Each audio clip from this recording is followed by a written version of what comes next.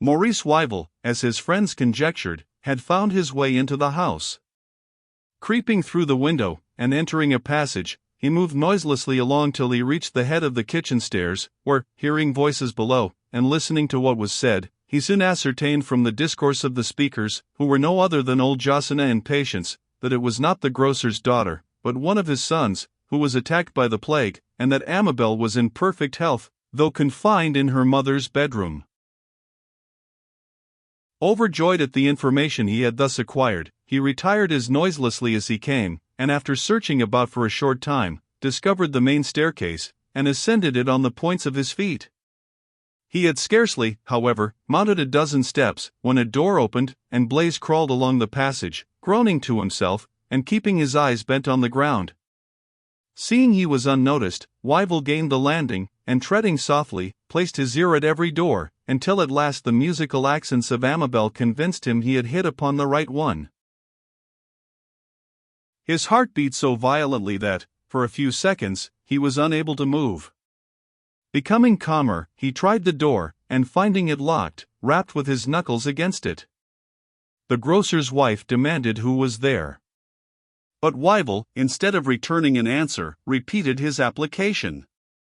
The same demand followed, and in a louder key. Still no answer.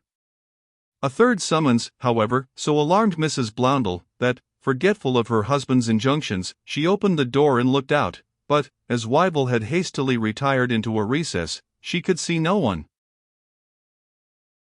Greatly frightened and perplexed, Mrs. Blondel rushed to the head of the stairs, to see whether there was anyone below, and as she did so, Wyville slipped into the room, and locked the door. The only object he beheld, for he had eyes for nothing else, was Amabel, who, seeing him, uttered a faint scream. Clasping her in his arms, Wyville forgot, in the delirium of the moment, the jeopardy in which he was placed. "Do you know what has happened?" cried Amabel, extricating herself from his embrace. "I know all," replied her lover. "I would risk 1,000 deaths for your sake. You must fly with me." "Fly!" exclaimed Amabel, "at such a time as this, my brother dying, the whole house, perhaps, infected. How can you ask me to fly? Why have you come hither? You will destroy me." "Not so, sweet Amabel," replied Wyville, ardently. "I would bear you from the reach of this horrible disease. I am come to save you, and will not stir without you." "What shall I do?" cried Amabel, distractedly. "But I am rightly punished for my disobedience and ingratitude to my dear father. Oh, Wyville, I did not deserve this from you." "Hear me, Amabel," cried her lover, "I implore your forgiveness. What I have done has been from irresistible passion, and from no other cause. You promised to meet me tonight. Nay, you have consented to fly with me. I have prepared all for it. I came hither burning with impatience for the meeting. I received no signal, but encountering your father's apprentice, was informed that you were attacked by the plague. Imagine my horror and distress at the intelligence. I thought it would have killed me. I determined, however, at all risks, to see you once more, to clasp you in my arms before you died, to die with you, if need be. I accomplished my purpose. I entered the house unobserved. I overheard the servants say it was your brother who was ill, not you. I also learnt that you were in your mother's room. I found the door, and by a fortunate device, obtained admittance. Now you know all, and will you not fly with me?" "How can I fly?" cried Amabel, gazing wildly round the room, as if in search of some place of refuge or escape, and, noticing her little sister, Christiana, who was lying asleep in the bed. "Oh, how I envy that innocent," she murmured. "Think of nothing but yourself," rejoined Wyville, seizing her hand. "If you stay here, it will be to perish of the plague. Trust to me, and I will secure your flight." "I cannot, I dare not," cried Amabel, resisting him with all her force. You must come, cried Wyville, dragging her along. As he spoke, Mrs. Bloundell, who had been down to Blaze's room to ascertain what was the matter, returned. Trying the door, and finding it fastened, she became greatly alarmed, and called to Amabel to open it directly.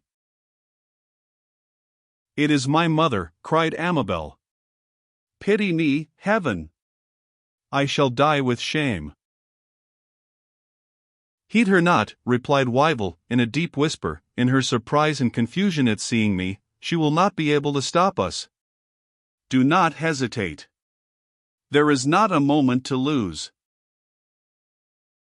"What is the matter, child?" cried Mrs. Bloundell.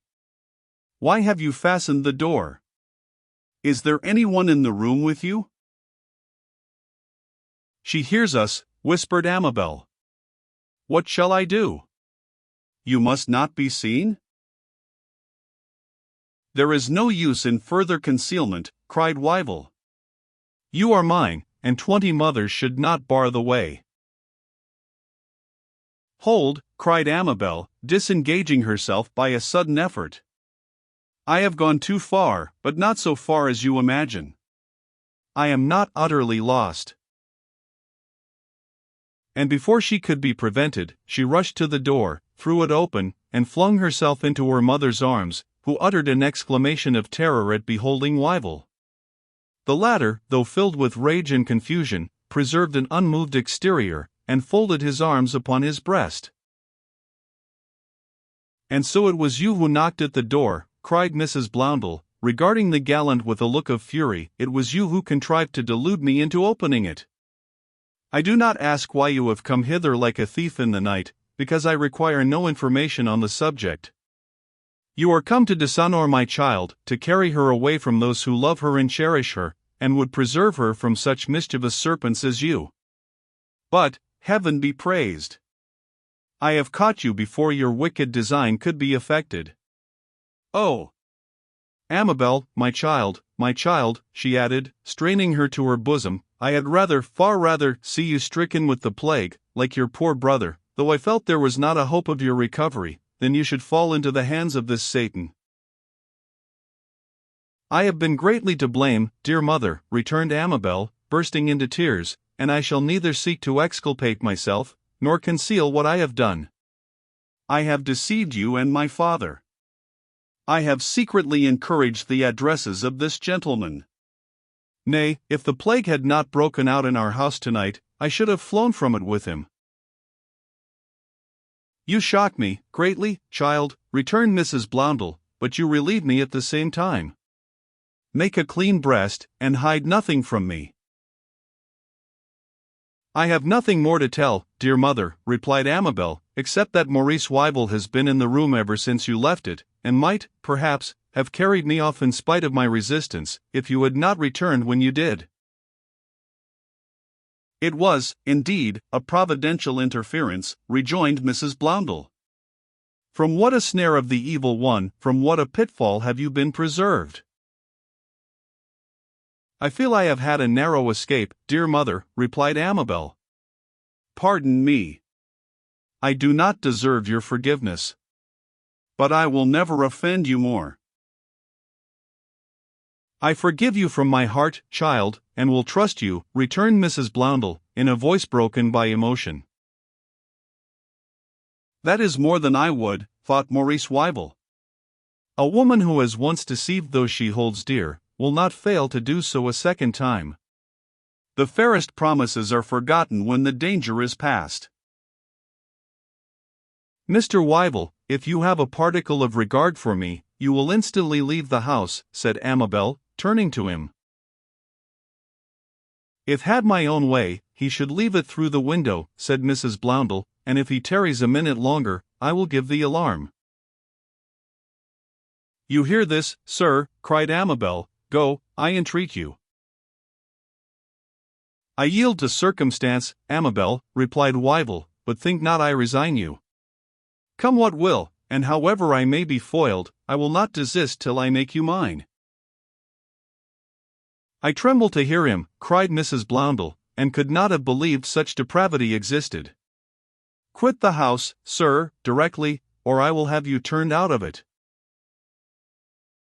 Do not remain another moment, implored Amabel. Do not, do not. Since I have no other way of proving my love, I must perforce obey, returned Wyville, trying to snatch her hand and press it to his lips, but she withdrew it, and clung more closely to her mother. We part, he added, significantly, only for a time. Quitting the room, he was about to descend the stairs, when Mrs. Blondel, who had followed to see him safely off the premises, hearing a noise below, occasioned by the return of Leonard with the doctor, cautioned him to wait. A further delay was caused by Blaise, who, stationing himself at the foot of the stairs, with a light in his hand, appeared unwilling to move. Apprehensive of a discovery, Mrs. Blondel then directed the gallant to the back staircase, and he had got about halfway down, when he was surprised by Leonard Holt, as before related. At the very moment that Wyville was overtaken on the landing by the apprentice, Amabel appeared at the door of her chamber with a light. The different emotions of each party at this unexpected rencontre may be imagined. Leonard Holt, with a breast boiling with jealous rage, prepared to attack his rival. He had no weapon about him, having left his cudgel in the shop, but he doubled his fists, and, nerved by passion, felt he had the force of a Hercules in his arm. Wyville, in his turn, kept his hand upon his sword, and glanced at his mistress, as if seeking instructions how to act. At length, Mrs. Blondel, who formed one of the group, spoke. "Leonard Holt," she said, "show this person out at the door. Do not lose sight of him for an instant, and, as soon as he is gone, try to find out how he entered the house." "He entered it like a robber," returned Leonard, looking fiercely at the gallant, "and if I did my strict duty, I should seize him and give him in charge to the watch. He has come here for the purpose of stealing my master's chief valuable, his daughter." "I am aware of it," replied Mrs. Blondel, "and nothing but consideration for my husband prevents my delivering him up to justice. As it is, he may go free. But should he return—" "If I catch him here again," interrupted Leonard, "I will shoot him as I would a dog, though I should be hanged for the deed." "Have you considered well what you are doing, madam?" "I would not presume beyond my station, but there are seasons when an inferior may give wholesome advice." "Are you certain you are acting as your worthy husband would, in allowing this person to depart? If you have any doubt, speak." "Fear nothing. Unarmed as I am a match for him, and will detain him." "Do not heed what Leonard says, dear mother," interposed Amabel. "For my sake, let Mr. Wyville go." "I have considered the matter, Leonard," returned Mrs. Blondel, "and trust one am acting rightly. At all events, I am sure I am sparing my husband pain." "It is mistaken tenderness," rejoined Leonard, "and heaven grant you may not have cause to repent it. If I had your permission, I would so deal with this audacious intruder, that he should never venture to repeat his visit." "You know that you speak safely, fellow," rejoined Wyville, "and you, therefore, give full license to your scurril tongue. But a time will come when I will chastise your insolence." "No more of this," cried Mrs. Blondel. "Do as I bid you, Leonard, and, as you value my regard, say nothing of what has occurred to your master." Sullenly acquiescing, the apprentice preceded Wyville to the shop, and opened the door. "As the other passed through it," he said, "you spoke of chastising me just now. If you have courage enough, which I doubt, to make good your words, and will wait for me for 5 minutes, near St. Albans Church in this street, you shall have the opportunity." Wyville did not deign a reply, but wrapping his cloak around him, strode away. He had not proceeded far, when it occurred to him that, possibly, notwithstanding his interdiction, some of his companions might be waiting for him, and hurrying down the passage leading to the yard, he found Lydiard, to whom he recounted his ill success. "I shall not, however, abandon my design," he said. "These failures are only incentives to further exertion. In the meantime, you must pay your wager to Sedley, laughed Lydiard, and as the house is really infected with the plague, it behoves you to call at the first apothecary's shop we find open, and get your apparel fumigated. You must not neglect due precautions. True, replied Wyville, and as I feel too restless to go home at present, suppose we amuse ourselves by calling on some astrologer, to see whether the stars are favorable to my pursuit of this girl. A good idea, replied Lydiard. There are plenty of the sons of Urania, as they term themselves, hereabouts. A mere juggler will not serve my turn, returned Wyville. William Lilly, the almanac maker, who predicted the plague, and, if old Raleigh is to be believed, has great skill in the occult sciences, lives somewhere in Friday Street, not a stone's throw from this place. Let us go and find him out. Agreed, replied Lydiard.